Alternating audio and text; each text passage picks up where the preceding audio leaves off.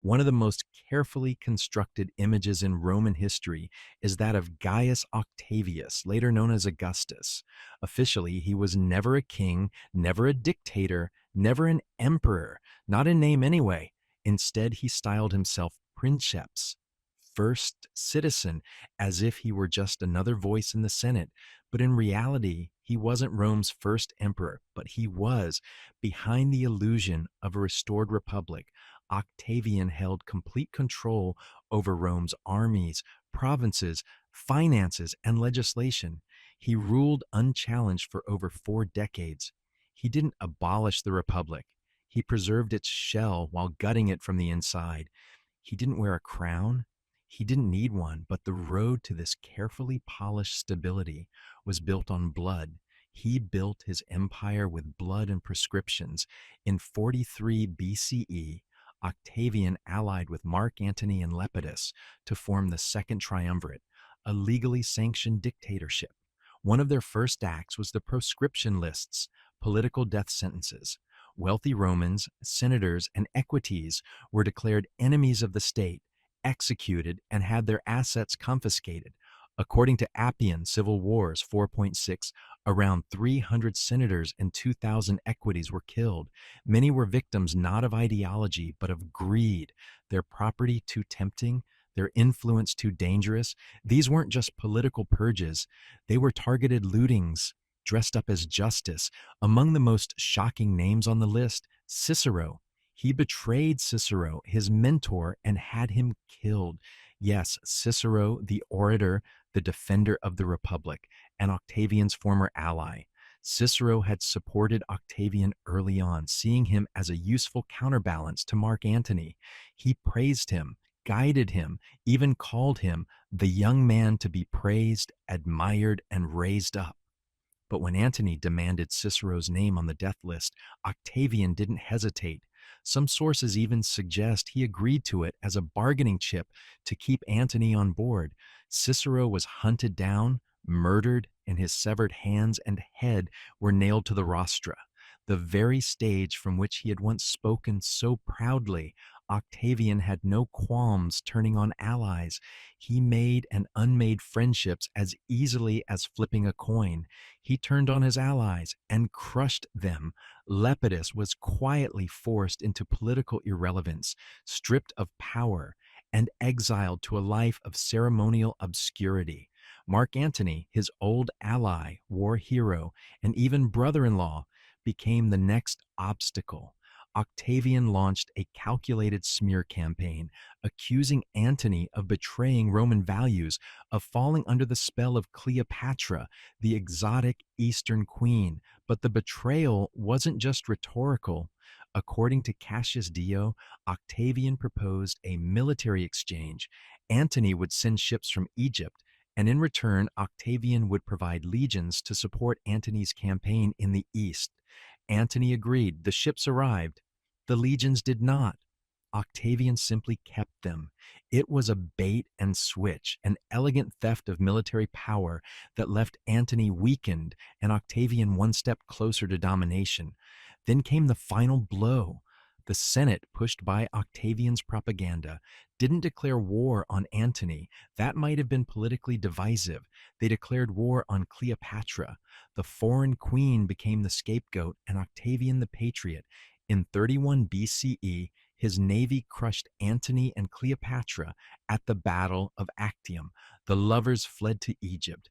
They died by suicide the following year, and their son, Caesarion, born of Cleopatra and Julius Caesar, was hunted down and killed on Octavian's orders.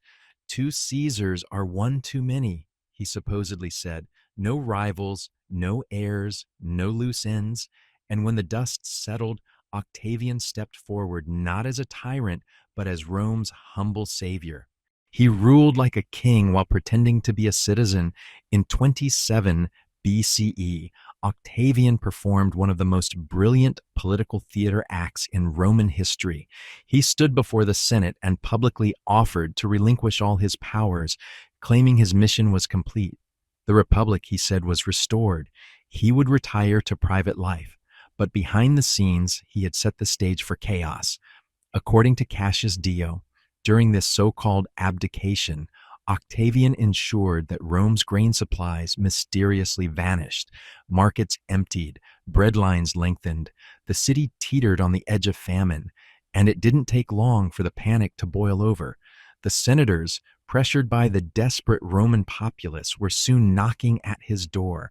Literally, they marched to his villa and begged him, pleaded to resume control of the state. Reluctantly, with great humility, Octavian agreed. Within 2 days, the grain crisis was miraculously resolved.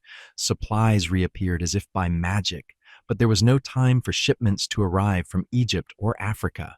The only plausible explanation? Octavian had hidden the grain all along and used hunger as a leash. He wasn't just playing politics, he was puppeteering the crisis.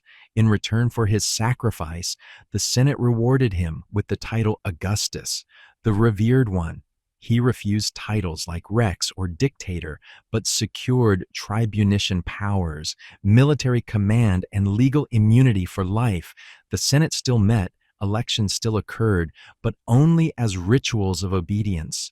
The Republic still existed on paper, but Rome was now ruled by a man who had starved it into submission, then fed it with his own hand. But political control wasn't enough. He wanted to control memory, history itself. He rewrote history and crafted his own myth. Augustus personally authored his legacy in the Res Gestae Divi Augusti, the deeds of the divine Augustus. In it, he presents himself as a bringer of peace, a restorer of tradition, a humble servant of the state. No mention of the bodies, betrayals, or power grabs, just temples built, enemies defeated, and lands conquered. With the help of poets like Horace and Virgil, especially the Aeneid, Augustus wove himself into the myth of Rome's destiny, a descendant of Aeneas chosen by fate. Even his coins told the story, laureled, serene, godlike. And that wasn't just a metaphor. He used religion and divinity to cement his power. After Caesar was declared a god, Octavian styled himself Divi Filius, son of a god. This wasn't just symbolism. It became part of the imperial cult, especially in the eastern provinces. Temples were dedicated to him. Priests prayed in his name. Statues depicted him with divine attributes while he was still alive. Religion became statecraft. He revived ancient rites and priesthoods to signal a return to order, all while bending them to serve his rule. But for a man obsessed with piety, he failed spectacularly in his own household. He obsessed over family, but destroyed his own. Augustus passed morality laws enforcing traditional Roman values, marriage, fidelity, and childbirth. But his own daughter Julia, forced into political marriages, was exiled for adultery.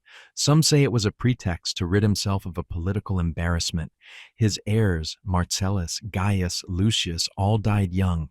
His stepson Tiberius, cold and unpopular, was reluctantly made successor. For all his efforts to create a dynasty of virtue, Augustus left behind a family torn by exile, scandal, and paranoia.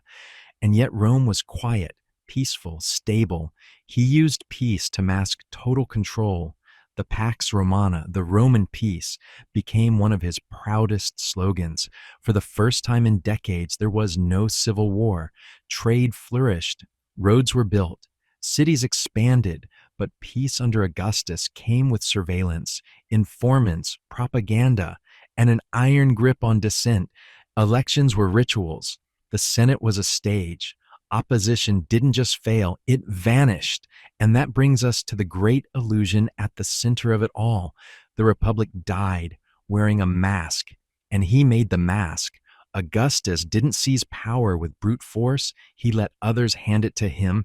He pretended to resist, pretended to restore. He didn't abolish the Republic. He preserved its names, forms, rituals, and drained them of meaning. Like a puppeteer, he made the old institutions dance, while Rome bowed to a monarchy in everything but name. He called himself princeps, not imperator. But by the end of his reign, there was no doubt he had created a system where power flowed through one man alone, and everyone believed it was for the best. Behind the statues and temples, behind the poets and the peace, Augustus left a legacy soaked in calculation, a world of order built on betrayal, a golden mask hiding the corpse of a republic. He claimed to have restored the republic. He buried it. He promised peace. He made war to get it. He called himself humble. He became a god. Augustus didn't just win power, he redefined it. And 2,000 years later, we're still living in the world he shaped, where the most dangerous leaders are the ones who say they don't want to lead.